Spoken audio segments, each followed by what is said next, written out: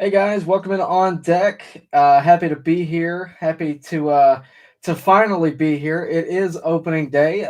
Braves opening day is over with. We're going to talk about the game in just a minute. Just sort of tell you what I thought about the overall, just events of the game and things that went down, good things, bad things, things that were uncontrollable, all those things in just a few minutes. Want to know what you guys thought about today, so make sure you're active in the chat today. Today is going to be a very interactive show.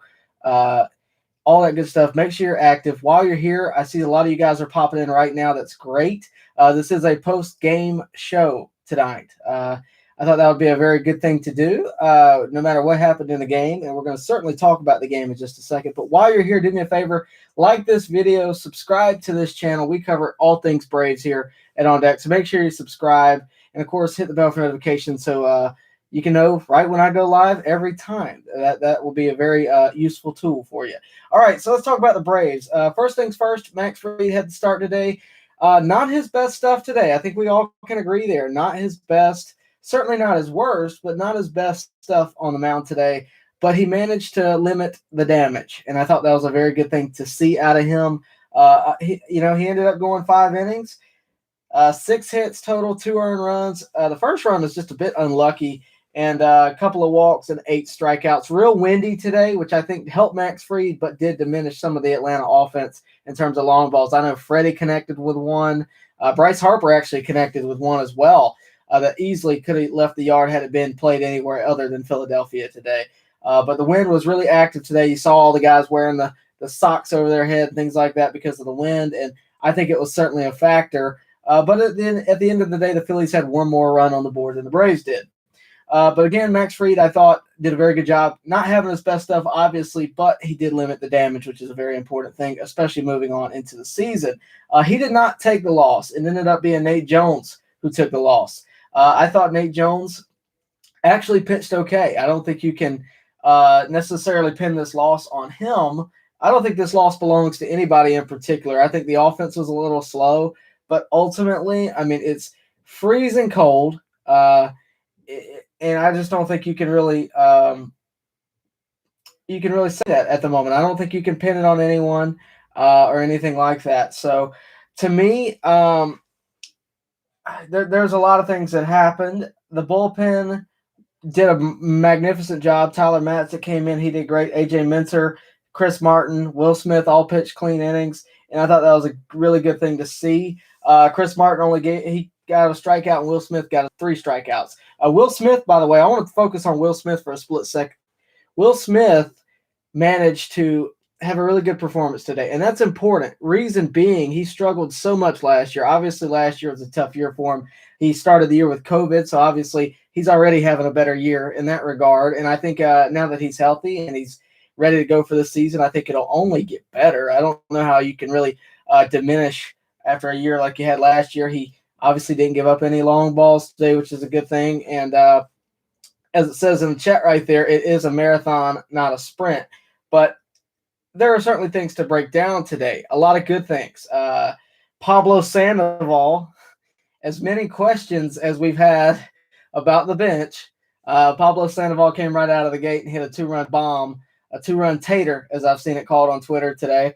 And I thought that was a really good thing to see, considering all the questions we have on the bench. Adrianza was the other guy. He managed to hit a ground ball but was out at first. But yeah, Pablo Sandoval, if that's what he's made out of, if one at bat and he does that, we'll take it. Hopefully hopefully he'll have some more moments like that throughout the year. Obviously, don't want to jump the gun and say, yes, Pablo Sandoval's back. I don't know that I'm ready to say that quite yet. But he had a very good day today, and I thought that was really good to see out of him. Austin Riley, I know he didn't do anything necessarily monumental, but he also did spread out some hits. He hit a ball to center that was caught, but it was a base hit anywhere else, if you ask me. Philadelphia is a bit of a bandbox, so when a ball's hit, there's not a lot of outfield for it to land.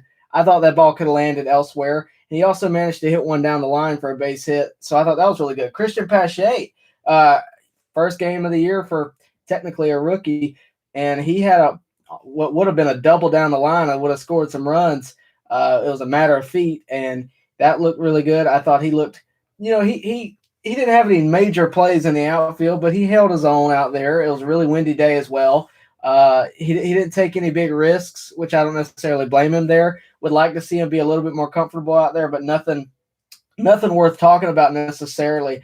But really, I know we're all upset because it's a loss and we're getting that immediate reaction. But at the end of the day, there were some good things to be seen. Again, Pablo Sandoval, really good day. Max Fried, I thought, had a good day in the sense of on paper, it's 5 innings pitched, 2 earned runs, 8 strikeouts. He managed to do that without having his best stuff. That curveball he hit at the top of the zone was awesome. That was a good thing to see. I think once he gets in the rhythm of things, by the way, again, he did not take a loss, so that was a good thing for him statistics-wise and going forward this year. Hopefully next time we see him, he'll be a little bit better in terms of having his stuff out on the mound. But I thought it was absolutely fine. I thought the Braves performed fine. You're going to win some, you're going to lose some. Unfortunately, the Braves couldn't bring a W home on opening day, but it is what it is. I will say that, I was watching it with my family. My dad actually pointed out that when the Braves didn't score in the 10th inning, where they had a man on second, I believe it was Ozzie Albies, Freddie Freeman moved him over, and then Ozuna popped out to end the inning. Oh, I scratched that. He popped out to outfield, and then Ozzie went home on 2 outs and was tagged out at home. When that happened, the Braves lost the game right there, is what my dad said, and I would agree. I think, the extra inning rule at this point, you have to take into consideration that is a major change. That completely changes the game, and it puts a lot of pressure, especially to me on the visiting team, because if the visiting team scores a run, the home team has the advantage of just coming right back in and scoring. The visiting team never really knows when it's going to end. It's just this, it's a whole thing. But ultimately, I thought, that is what obviously led to the end of the game. And whether you like that rule or you don't, it's here to stay for the time being. And I think the Braves will have to adjust to that ultimately. But had it gone another inning, who knows what would have happened? I saw some people talking about Nate Jones. I'm not blaming Nate Jones on this one. I don't think you can blame him. He got a ground ball for the second out, strikeout, I believe, for the first out, or he got a ground ball. I think he walked one runner maybe, but at the end of the day, it wasn't like he was getting knocked around. You know what I mean? It wasn't like he was getting hit around a good bit. He got a couple ground balls. Unfortunately, that ground ball, that last one was hard hit and got past Austin Riley down the line. But ultimately, it is a marathon, not a sprint. You got to take that into consideration. Also, keep in mind, we're sort of accustomed to this 60-game format where every game matters, and every game does matter. But it matters a little bit less when it's 162 of them. It just does.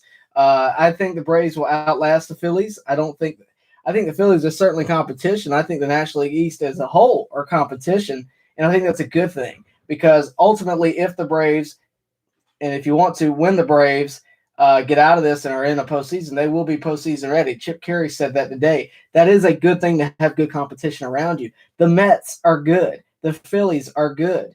I would even say the Nationals are probably still pretty good, and the Marlins are no pushover. So the National League East is going to be very competitive, and that's something that us as viewers of the game are going to have to get used to, especially viewers of the Braves, because the Braves have been so far beyond a lot of these other teams in their division that we're not accustomed to seeing that.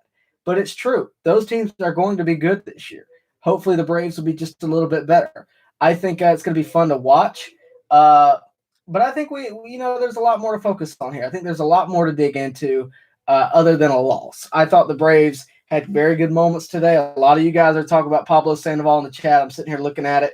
Yeah, that was a bomb, and it lit up my living room. It was an absolute tater, as a lot of people have called it today. I thought it was a really good thing to see for Pablo. I thought it was a good moment for Pablo. They talked very candidly about his ability in the clubhouse to relate the younger players, to give advice, to just really be that veteran in the clubhouse, and that's something that the Braves, really don't have in a lot of ways. I mean, there's Freddie Freeman, there's Marcell Ozuna, but those guys aren't at the tail end quite yet. They got some more years to tack on, and it looks like Pablo Sandoval might just have another year of success at the moment. So, guys, appreciate you guys checking in with me right here. Go ahead, like this video for me. Would appreciate it. It helps out the channel a ton. Subscribe to the channel too. If you're new here, subscribe to the channel. A lot of you guys subscribed overnight last night. Really made my day, and that helps me out a ton. Again, hit the bell for notifications so that you know when I go live. Again, Monday, Thursday is what we've been doing. That may change throughout the regular season, especially if the Braves are playing. Usually we're at 8 o'clock. Obviously, we're hitting it an hour early, but I wanted to hit right on after the game and give you guys some extra content at the tail end of the game. But we will try to be somewhat consistent. But I drop content a lot during the season. I drop you pre-recorded videos, live videos like we're doing right now. Drop a lot of that stuff. So make sure you're subscribed. Make sure you hit the bell for notifications, all that good stuff. And if you're watching, please like the video. It does help me out.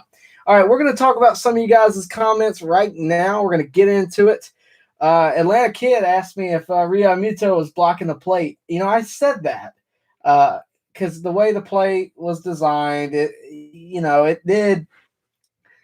At first glance, I thought he was blocking the plate too. I don't think, according to the rules, he's blocking the plate. I think he was, but he had the ball. So, it's just the rule. I don't think Ozzy probably shouldn't have taken off right there. McCutcheon's in center field. I don't run on McCutcheon, at least in my book. Obviously, Wash is a lot more aggressive on the base pass than a lot of third base coaches.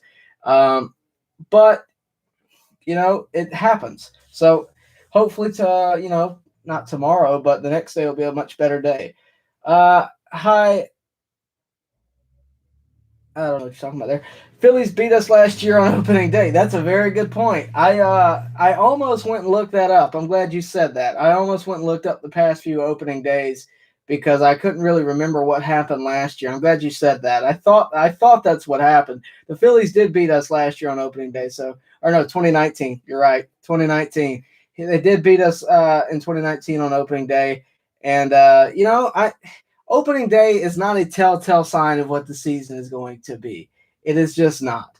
You're fresh out of spring training. You're not in the groove of the season yet. I'm just not worried about it. The offense obviously was not going off on all cylinders. You got to give it some time before you really make a judgment. I firmly believe that. But, of course, we have a lot more time to figure it out. Of course, the next game for the Braves will be on Saturday at 4 p.m. Against the Phillies. And then, of course, they'll finish the series out on Sunday at 1. But a lot more to go through here, a lot more for the Braves to do. They got the Nationals after they got the Phillies, and then they'll go right back to Philadelphia or to face Philadelphia in Atlanta. And I think once they come to Atlanta, it'll be a much better environment. The fans in Philly were very vocal today. I don't know if you guys noticed, but they were very, very vocal. And, of course, that's Philadelphia. That's what it's going to be. But they were very vocal, and I think getting those guys home, getting them some freshly some new entrants to the ballpark would be a very good thing for them. Let me see.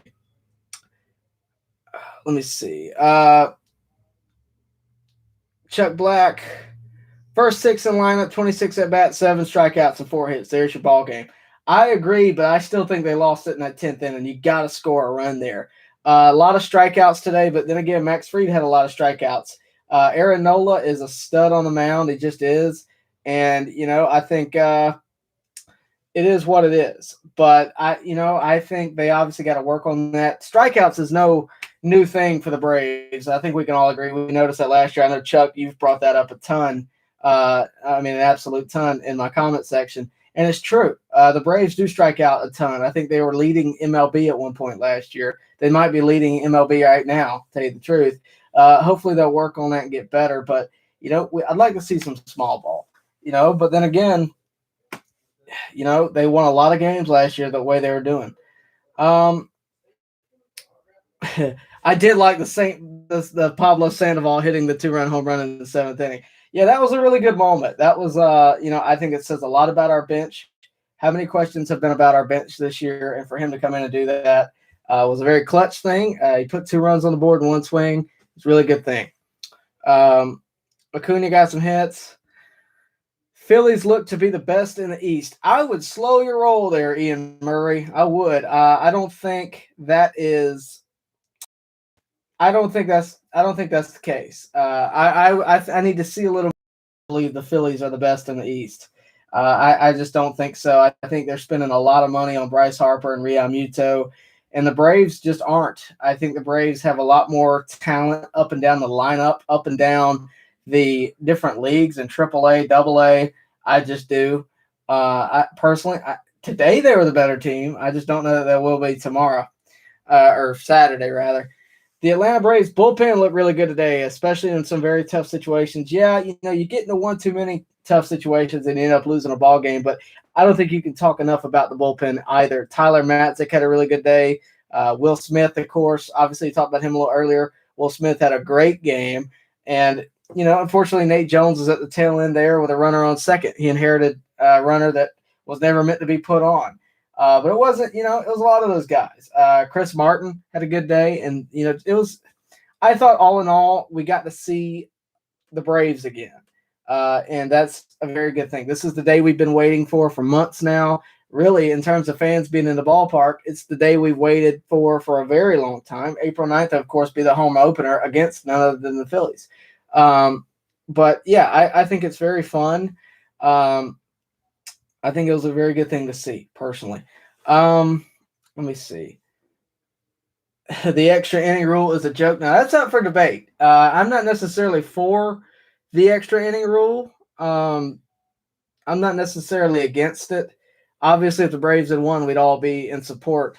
But I don't know how I feel about that one yet. I don't like changes to baseball very much. The DH is really the only exception I'm willing to make. I don't like the 3-batter minimum. I think that just takes a lot of the strategy out of the game, as well as the DH does. But the DH is more profitable, and it gives you, a little bit more flexibility with your lineup. Obviously, if we had the DH right now, I think you'd probably have that as Ozuna's role, and then you might be able to go get Drew Waters whenever he's ready to go, or have somewhere for Ender to play, or have somewhere for Adrianza to play, anything like that. I don't particularly love the extra innings rule, though. I will say that. Max Fried did a good job of pitching today with his C stuff. Yeah, that was not A plus Max Fried for sure. Stay tuned for autograph of the day. We will be doing that at the end of the show. I got to figure out what autograph I'm going to do. It's probably going to be one of these ones right behind me because I forgot about that, but I will get something done. I would like still to see the Atlanta Braves be more productive when we have a runner on third and there's only one out. Yeah, I have no excuse for that. In theory, Ozuna hit what could have been a sac fly, but I just don't think it was deep enough, especially on McCutchen. You don't run on McCutchen. It's just how it is. And we learned that the hard way today. We played the Mets last year on opening day. I believe we lost to them. I believe we did. Okay, these guys are professional athletes. If a relief pitcher comes in and is in the zone, bring back out the next inning. Yeah, I thought Will Smith could go to there. I was kind of thinking he was going to because I was like, well, who else do we got out there that I feel comfortable with putting in this position? Nate Jones, I wasn't against putting in. I certainly wasn't because he had a really good spring. He used to be very elite, and I was okay with it. Let's see what he's got. It's opening day. This is the time to try things so you know what you got later on in a real-life situation. I had no problem with anything the Braves decided to do tonight. This wasn't a case of bad decision making. This wasn't Gabe Kapler decision making. This was decent. Decent decision making. It wasn't there was no radical decision. There was no terrible call at the plate. Ultimately the right call was made. It was just the Braves lost, and that happens. And when you have 162 games, it's going to happen a lot. It's just how it is. Unfortunately, it didn't go our way tonight. I wish I would have better news for you. But this is the day we've all waited for, okay? Let's just be happy baseball's back. Hopefully Saturday we'll have some better luck, and we'll be 1-1. Let me see. What do you think about Pache's performance today, Alpha Matt? I hear you. Pache's performance today I thought was good. In the field, he didn't take a lot of risks. I talked about this a little bit earlier, but I'll repeat it. Pache, look, he had a couple base hits. I believe he had a double. He could have had a double later in the game. It was right down the first base line, and it could have been a double fairly easily. And it just the wind was blowing. We all heard that so much today. The wind was blowing, and it didn't hug the line, and it got foul, and I believe he grounded out shortly after. But I thought his performance was great. Everybody has all these high expectations for Pat Shea, and you should. He's going to be very good, but at the same time, day to day, you can't expect him to go 3 for 4 every day. It's just not attainable. But I thought what he did today was more than what I could ask for out of. I mean, technically, he's a rookie, So I thought he did fine. Oh, Quinn was in center field. I thought that was McCutcheon. Well, either way, he wasn't very deep. Matthew Chapman. He wasn't very deep at all, and I thought McCutcheon was there. I'm glad you pointed that out. Quinn was out there, but yeah, he wasn't deep enough. The ball was hit, kind of weak. I don't know. Ozzie seemed to have a delay there in getting home, so I don't know what was the confusion. It seemed like there was a delay. I'm not sure exactly, but Framework points it out. The wind killed us. Dansby basically hit a home run and it died. He was not the only one. Bryce Harper hit a bomb and it died on the Warner track and left. Pache did almost break the game open, and you know what? A lot of it does come down to luck, and the Braves didn't have it today. It just didn't go our way. He and Riley were both so close to winning the games, foul balls. Riley is another guy that just had a really good day today. I think he is on the precipice, if you will, of having a really good year this year, a breakout season. I've been saying it for years now, he's got all the potential in the world, a lot of power. I think now's the time. Look, he's spread out his offense too. Again, it was caught in center field, but he could have had a hit in center field. It was a line drive, could have died a little bit, but good play, got it. And then he hit one to right, the one you just talked about, the wind took. But he's spreading out his offense. He's not pulling everything anymore. He's not chasing the slider. He's changed his offense. He's adjusted to the major leagues, and I think this is the year that he's going to be really good. He also picked up a single too, so he did get a base hit on the board today. He's not batting zero. I think he's hitting 333 at the moment, if I had to guess, maybe 250. He hit another one. Yeah, a lot of you guys are noticing that. I'm glad you guys got to watch the game today. Freeman, a lot of those guys, the wind in Philly just knocked them down. It was a very low scoring game, but that didn't tell the whole story. There were a lot of balls that were hit really deep, and just the wind took it. And you guys noticed somehow or another, Pablo Sandoval broke through the glass ceiling and hit one in the upper deck, like 111 off the bat, and Pablo might not be the fastest guy around, but he's got some power. You can't tell me he doesn't have power. And you know what? That was a good moment. If nothing else, that was a really good moment. I thought so anyway. The Yankee reliever too quick. Did it a lot last year in the zone, leave him in the game. I thought Will Smith could have been left in, but again, Nate Jones, guys. Nate Jones did not. That is not on Nate Jones. He got a ground ball. Again, he inherited a guy on second. All of a sudden, he inherited the guy on second and then gave up a ground ball to end the game once he got moved to third. He got 2 ground balls, and the 2 ground balls led to the end of the game. I didn't think that's on Nate Jones. I really didn't, because ultimately he would have had a runner on first after that if this was 2 years ago. So I'm not really upset at Nate Jones. I know that's what's the narrative here. I don't feel that way. I thought he did fine. I thought he was more than suitable. I would be confident if he had to come out on Saturday and pitch another inning. I don't think it's his fault. I think it's more so the fact that we didn't score a run in the 10th, and luck ultimately. But again, I didn't think it was that bad. Were you able to watch the game? Yes, I was, because I wasn't. Because Bally Sports isn't on a lot of providers. Yeah, Bally Sports, if you didn't know, obviously you do if you watch the game. It's a little bit different of a broadcast. Check and see what provider you need to get. I would suggest MLB TV if you just follow the Braves. I think it's $100 package. You get to see every game. I know it's a little late now, obviously, but including spring training. It's not what I use personally, but I know for a lot of people spread across the country, that's what they do, and it seems to work for them. Pitch count, lefty-righty matchups, they play on stats instead of instincts. Yeah, that's just baseball today. I hate to see it.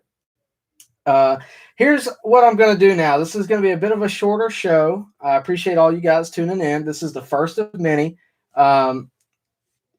it's the first of many shows we're going to do this year. I don't know what the exact schedule is going to be. We are going to wrap it up here with autograph of the day in just a second. But I want to just tell you a little bit about what we're planning on for right now. For the next couple of weeks, it will be Monday, Thursday. No matter when the Braves are playing, if the Braves are playing at 8 o'clock, then we'll do the show on Friday. But for right now, for the next couple of weeks, they will be Monday, Thursday. Again, always check the community page. That's the best thing you can do. Appreciate you guys tuning in tonight. It means a lot to me that you guys stayed around a little bit after opening day and hung out with me. That always really makes my life pretty nice. But let's wrap it up with autograph of the day. I think I'm going to pick something right here behind me. I think I'm going to go with this red helmet right here. And this is a pretty easy autograph for you guys to see, usually. A lot of you guys have noticed this. It's no secret. It's Pete Rose. It's on a helmet. It's on a helmet that he would have worn. It's era correct. And it's Pete Rose. He's the hit king, says it on the helmet. And this is one of my favorite pieces. I actually bought this in Cincinnati. I got it for a great price. And those guys in Cincinnati really got their autographs figured out. $100 for this. And I don't know if there's a better piece for a better price. $100 for a Pete Rose signed helmet. It's one of my favorites. I actually have another Cincinnati helmet on a shelf over there, signed by my good buddy Daryl Cheney, who a lot of you guys have seen his interview. And that's another one of my favorite pieces. I got a Pete signed bat too there, $75. Not bad at all for the all-time hit leader, who should be in the Hall of Fame. I will go to my grave saying it. He should be in the Hall of Fame. But that's where we're going to wrap it up, guys. I really appreciate you guys tuning in. Makes my life really nice. And again, this is just opening day. It is a marathon, not a sprint this year. Last year was a sprint. Forget it. We're in the 162 game drive, and we're going to move on from there. Appreciate you guys tuning in. We're going to wrap it up with that. As always, thanks so much for tuning in to On Deck. See you next time.